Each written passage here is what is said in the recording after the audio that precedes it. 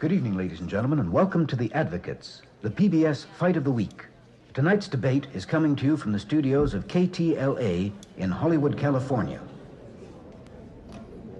And let me emphasize that although this question is on the ballot next week in California, it's of great concern to people all over the United States. And now to the cases. Senator Harmer, why should your state adopt a constitutional limit on state spending? Most of us are accustomed to having politicians tell us why they should spend more of our money. Tonight, Governor Reagan and I are going to tell you why government is spending too much of your money and that somehow this must stop. We have a history of this problem that is almost incredible. In 1930, government was taking from the income of every American taxpayer some 15 cents. By 1950, this had increased to some 30 cents. Today, government is taking out of your pocket 44 cents of every dollar of your income. That means that you work 5 months a year for the government before you have a nickel left to spend for yourself. And if the process continues, it will not be long before government will be taking more than half of your income. Now, out here in California, we can't do anything about federal spending, but we can do something in our state, just like you can in yours, about local and state spending. That's why we've developed a constitutional amendment that will limit the rate of increase of the growth of state government. That way, you will have more of your money to spend at your discretion. This plan doesn't require the cutting of any vital state services. The principle is very simple. The smaller slice of a bigger pie gives you more money. And because of the natural increase in the aggregate wealth of the state of California, as the pie grows bigger, a smaller slice provides yet more money to run the state. Today, the state government of California takes approximately 8.5 cents, or 8.5%, of the income of the people of the state of California for its budget, which is roughly $10 billion. Under this proposal, that amount of money that the state can take will be limited to 7%. And thus, by 1990, the state will still have, with a 7% slice of the pie, $27 billion to run the state. We think that tripling the state budget in 16 years is more than adequate to provide for vital state services. No one feels more strongly about this problem tonight than my first witness, the governor of the state of California, the Honorable Ronald Reagan. Governor Reagan.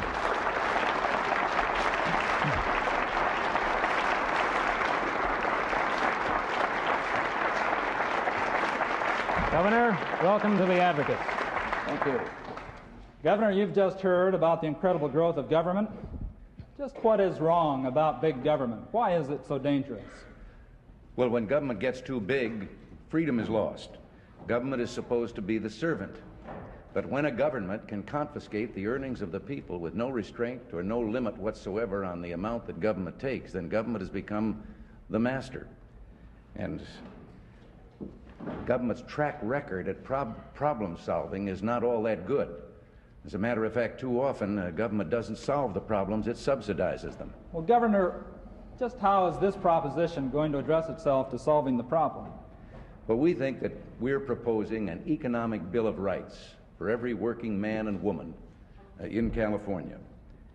We will limit the percentage of the people's earnings that the government can spend.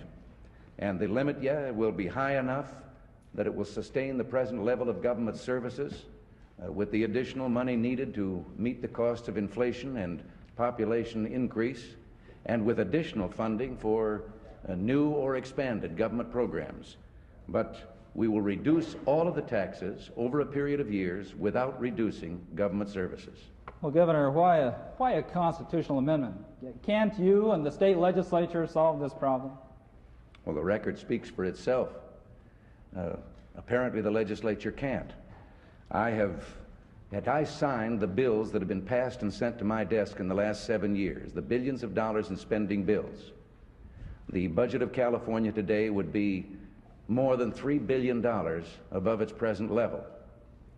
And the state sales tax, for example, to fund that would have to be 11 cents instead of 6 cents.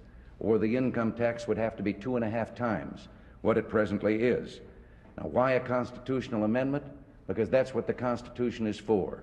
When government has broken beyond the bonds of restraint, when government is imposing unjustly on the people, then you have a constitutional amendment because the people take back that power into their own hands. But Governor, on that very point, we're told that this constitutional amendment will emasculate the power of the legislature, that it will keep the legislature from being able to function effectively.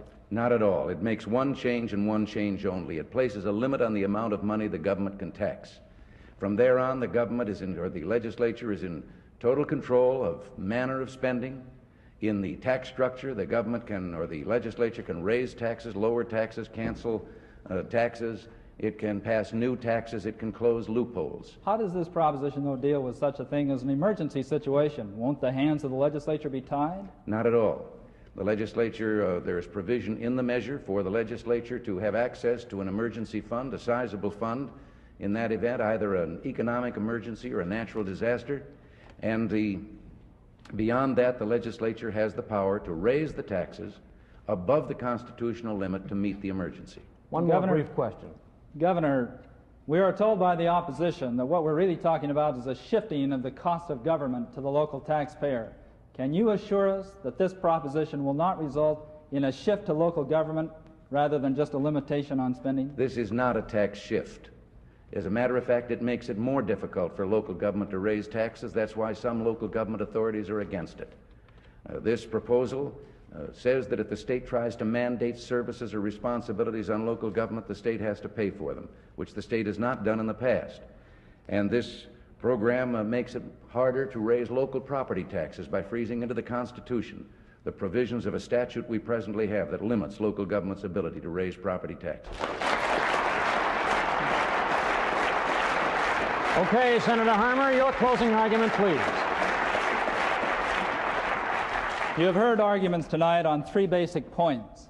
The first is the total cost of government, and even the opponents here tonight would not argue that the present cost of government is reasonable.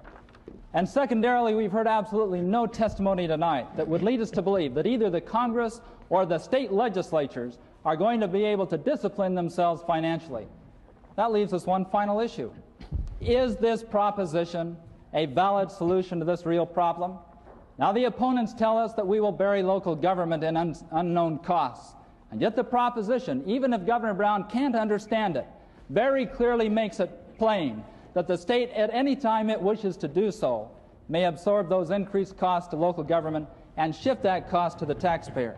This brings us to the real opposition. That is the fear of the opponents of this proposition, to put in the hands of the local people the right to say how much government will cost them and for what reason. I urge you to vote yes for this proposition. Join Governor Reagan and Milton Friedman and myself in seeing to it that we return to a rational government.